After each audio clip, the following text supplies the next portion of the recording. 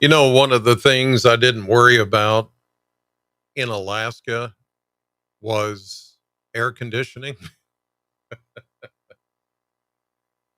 No, I'm serious. I mean, why worry about air conditioning if you're in Alaska? It's cool. The temperatures there the whole time were, in the 60s during the day. A couple of days it made it up to 70. At night, it made it into the upper 40s in a couple of places. Uh, but there were several places where we stayed that did not have air conditioning at all. And they said, on a few days during the summer, they may get to, 70, 75, 80 degrees. But that's about as warm as it gets. But that's Alaska, not Kentucky. And as you know, what would we do without air conditioning here in Kentucky? That's why you need R&R controls. Now, if R&R controls was located in Alaska, they would be doing a bang up business on heating and maybe some air conditioning. And of course, their generators. Oh, man. The winters that they get up there in the 49th state, the last frontier. I mean, the Generac generators they would sell would be incredible because it's sparsely populated. And when those big winter storms come, or those times when they have darkness for days and then sunshine for days without it getting dark, heating and cooling, it really is irrelevant after that. Heating would be a bigger deal, I would think. So R&R controls though is here, right here in Southern Kentucky for you because you need both heating and air conditioning. And not only that, you need generator services. So pick up the phone, call my good friend Barry Connolly at R&R Controls 270 777 2024. Again, that's R&R Controls 270 777 2024. And with R&R Controls, whether it's heating, cooling, maintenance, generators, you'll never be without.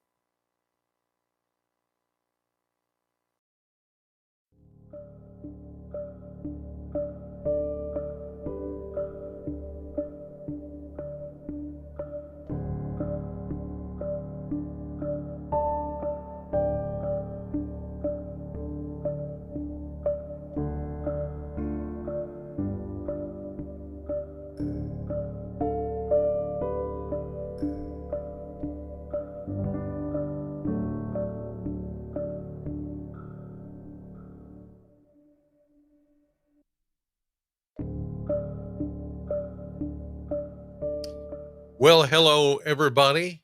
It is good to be back from Alaska. And I'm Chris Allen, and this is 270 weather for the 270 area code and beyond.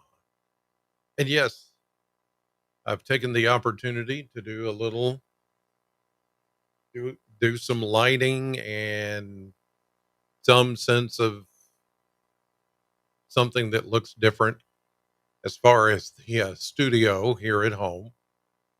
So yeah, did that today, and there's more to come. More things coming. I told you there would be, and there's more things coming. I can tell you, weather-wise, the thing that is coming is unfortunately more drought. The drought monitor, which I'll show you in a moment, is not looking good for us. There were a few showers that tried to pop up this afternoon, but That didn't help either, and it's not going to help anytime soon. So here are the numbers for today: a high of 89, 4 degrees above the normal of 85, and a low of 63. No rainfall at the airport past 24 hours. There were some of you in Warren County, Barron County, Monroe County, Metcalfe County that picked up a little bit of shower activity this morning, which I'll show you on the Kentucky Mesonet here in a moment. But those showers were few and far between and really didn't help things that much. But at least it was some shower activity. Here's a look at radar as of 5:57 p.m. on this Thursday, 9/11. And you can see that there's a lot of, well, there's just a lot of anonymous activity, anonymous propagation, a little bit. Well, we call it that. It's artifacts. It's picking up on some of the cloud cover, but rainfall, there's only been a few little specks out there that have actually produced rain today. And most of those, as you can see, have been down in Tennessee. Most of that in Middle Tennessee, around the Clarksville area. Nashville picked up a little bit. We had a couple of showers out toward Hopkinsville about an hour ago. That's about it. We really didn't see anything here, and probably won't for a pretty good time. Uh, this is going to turn into a very much a problem as we go through the coming days. Things are not going to change all that much, which I will show you right now what I'm talking about, and that is the drought monitor. And there it is, updated for today. And you can see that a good portion of Kentucky is in this D1 moderate drought category. The tan colored areas, that includes Warren County, which I can call up Warren County, and it will, show you that it is very much in the moderate drought situation. Um, these are just some of the water tables and how that looks compared year to year. How bad is the drought and all of that? Well, compared to where we are right now, it is not terrible. You want to see some terrible drought, you have to go back to 2023. Um, then you have to go back to before that. I mean, there's been a couple of years, 2017, 2013, but the worst drought that we have seen in a long, long time was 2007 into 2008. So when you do the comparison, uh, this is really not much of anything. So just telling you, it could be a lot worse. It is not that bad. There are some portions of southwestern Kentucky, as you see there in that orange color. That is the D2 or the level 2 severe drought. We're not there, but this is something that's really going to have to be monitored, um, and it will. And the problem is that I don't really foresee any good rain chances anytime soon. In fact, here is a look at the current rainfall projections for the next 7 days, and there you see uh, Slim Pickens, and he was a funny actor. He was the one that rode the nuclear bomb when it was dropped out of Blazing Saddles, wasn't it? Blazing Saddles? Maybe it wasn't. Maybe I'm thinking of a different movie. But Slim Pickens was his name, and he was riding the bomb as it came out of the airplane.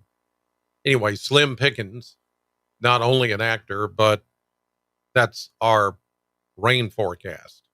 You see where the rain is going to be. It's going to be west of us out in the central plains and off the Atlantic seaboard.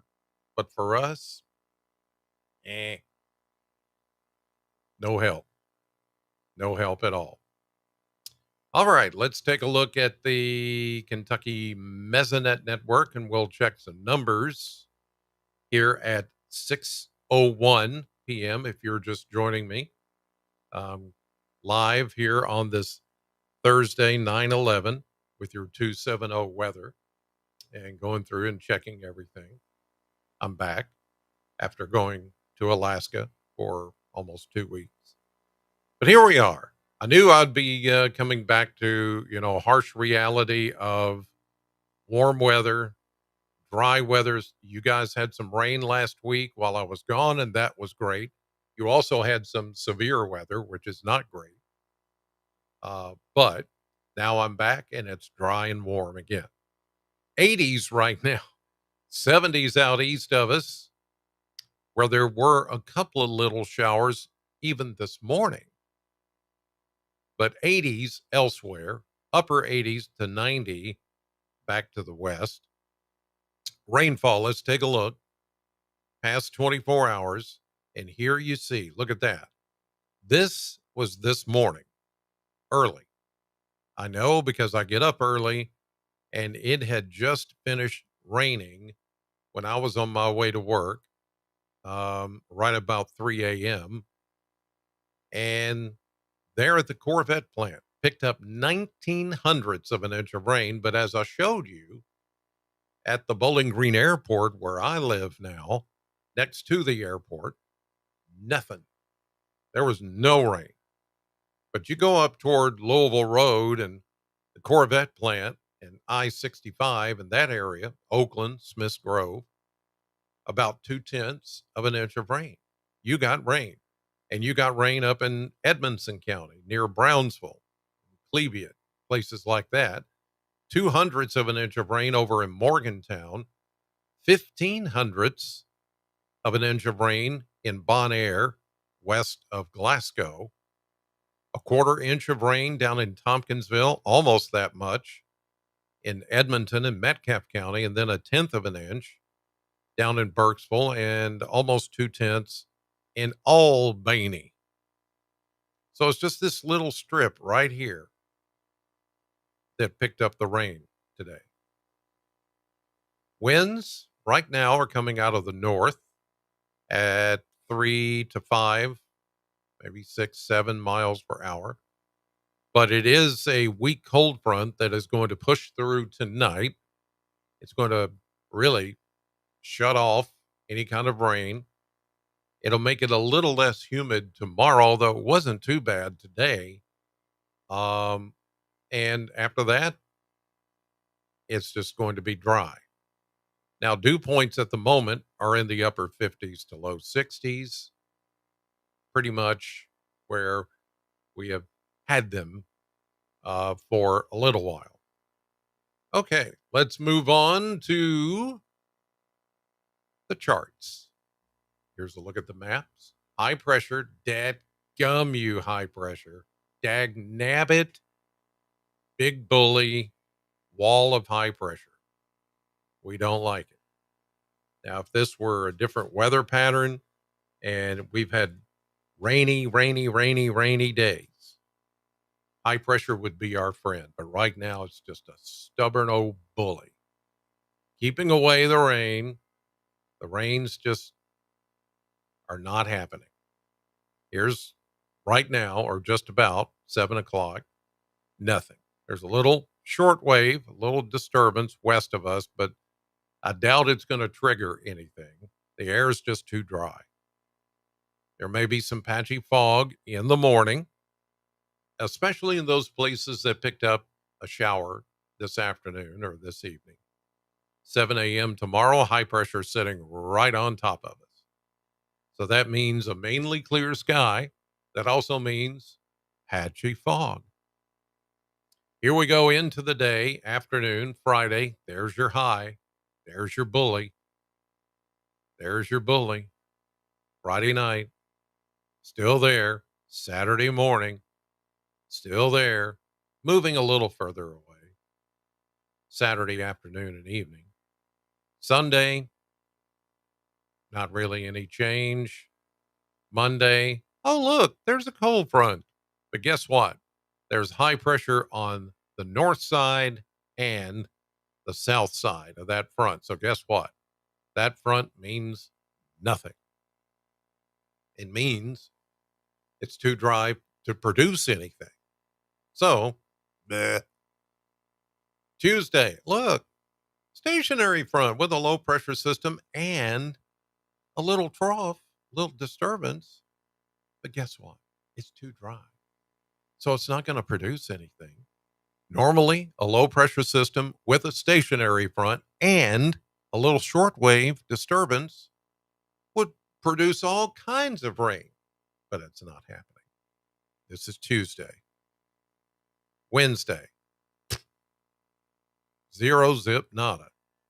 Thursday, well, it says unable to load the weather. Let me see if I can do a refresh and call it back up.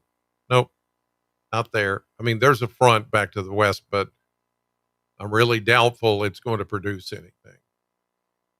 Doggone it. Don't you hate this? I do. I just think I was hoping we would not get into a drought at the end of summer and before fall. We're 11 days away from fall. Um but here we are. It's not a serious drought, but it's going to be a while before we get any beneficial rain. Here's a look at the model blender. 89, 91, 92. You get the idea. Maybe even close to mid 90s Monday, Tuesday. Maybe a little cooler next Saturday, Sunday. Not this Saturday, Sunday, next Saturday, Sunday, mid to upper 80s. There might be some rain with that cool down. It's hard to say for now, but it is a possibility. So we will sure just have to wait and see how that is going to go. All right, there's a look at your 7-day forecast as you see it at WNKY.com and on the News 40 weather app. 88 tomorrow, maybe just a tad less humid, thanks to the cold front, but that's all it's going to do for us. And then you see those low to mid 90s. Blah, blah, blah. You know, I would like to make this a little more exciting, but I don't know how because I'm just telling you like it is. We got to get some rain in here. It's not good to have this kind of a dry spell and not get some rain. So we got to have some rain. All right. It is not lost on me today. And I didn't make a big deal about this this morning on News 40 Sunrise or the noon show. A recap of my trip to Alaska. Let me just, and it's not lost on me what day it is. It's September 11th, 24th anniversary. Certainly not a celebration. Actually, it should be 24th commemoration of the 9/11 tragedy. Um, that was a day that I will not forget.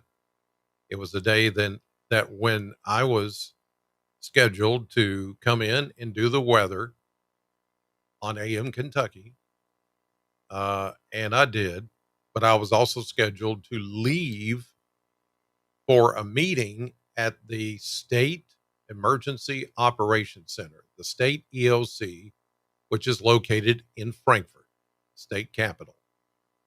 And there I was supposed to have a meeting, as I did once a month, with a committee on emergency weather preparedness. And so when I was on my way up to that meeting, I remember listening on the radio and hearing everything that was going on in New York City at the Twin Towers. And I heard they weren't sure. They think a plane hit the first tower and blah, blah, blah. And as I was listening live, I could hear the second plane roar in and slam into the second tower. While I was listening to the radio, driving up Interstate 65 to go to Frankfurt.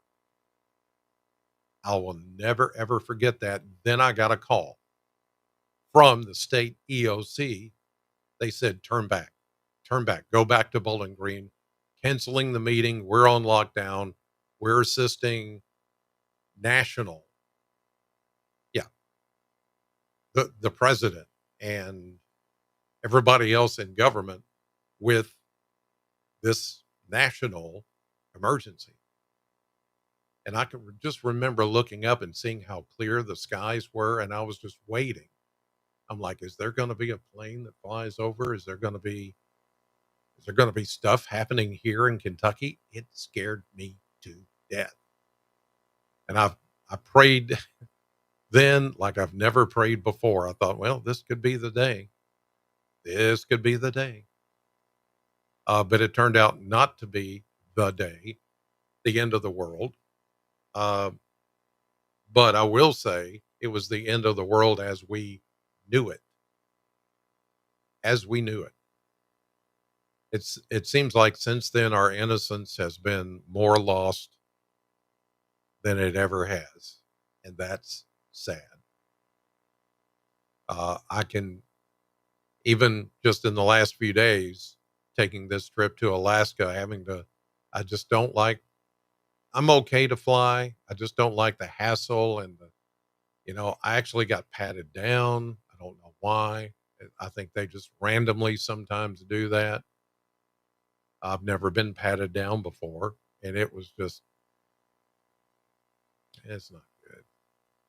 But I was cooperative, and I'm like, I didn't argue. I didn't like, hey, what are you doing this for? Don't touch me. And I'm like, yes, sir. Yes, ma'am. No, sir. No, ma'am. Yes, you can check my pockets. Yes, you can do whatever you got to do. Since 9/11, that's become a pretty common thing. And now, with the tragedy that happened yesterday with Charlie Kirk, the assassination, that's what it is. I mean, what do? You live. You live.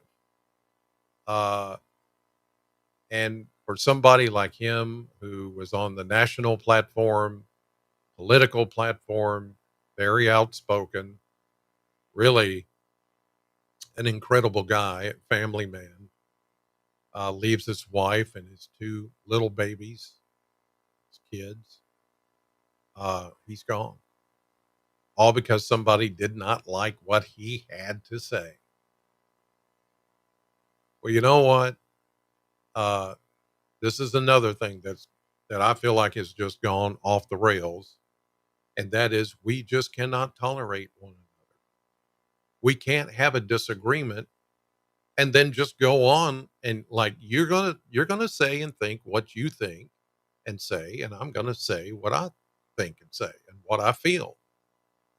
But we don't have to come to fisticuffs over it or shoot each other down or run each other over or even, you know, come close to murdering somebody with their words. We've come that far. But now we're taking it a step further where we're actually murdering people for what they believe. And you know what? The word of God says that that was going to happen. One day it says, you will be persecuted for your beliefs, especially if you believe in God, you believe in Jesus Christ, you will be persecuted. That's what happened to Charlie Kirk. Somebody didn't like what he had to say. Somebody didn't like that he represented uh, Christianity, God, Jesus Christ, living. that way. And so they took him out thinking that'll shut him up. No, that's not gonna, that may have shut his mouth, but what about the rest of us? Are you going to kill all of us? Are you going to get rid of all of us? Are you going to, is that what you're going to do? See, this is where it goes way off reasonable thinking. And that's the problem, is that we don't have people that can be just reasonable and talk to one another, have a disagreement, agree to disagree, and then just move on. And just, hey, I respect you for what you believe. Please respect me for what I believe. And if you don't like it, don't harm me. Don't try to hurt me. Just disagree and move on. Let's shake hands and still be friends. What's wrong with that? If you're trying to convince somebody to believe what you believe and you're doing it with force, you're not going to win very many people, if any. You're going to turn them off. They're going to run away because you're a danger. So, do we stop standing up for what we believe? No. Do we stop talking about what we believe? No. We just keep going for as long as we can. That's the way I look at it. And that's my opinion. May not be yours, but there again, we can disagree and still be friends and move on from that. But the tragedy of Charlie Kirk yesterday and then 9/11 remembrance today, it was just inappropriate for me to do. Oh, look at my highlight reel of my trip to Alaska. I'll wait. We'll wait and do that at an appropriate time. In the meantime, you guys, I love you. I thank God for you. I appreciate you allowing me the time off to not do this while I was entertaining 42 other people on this trip, this incredible trip. And we made some new friends, and it was fantastic. Maybe the next trip, whenever I get to take it, wherever it is, you'll get to go with me and have that same experience. In the meantime, I'll see you all tomorrow morning, live at 6 a.m. on News 40 Sunrise and again at noon. In the meantime, have a great evening. Thank you for watching 270 Weather. God bless.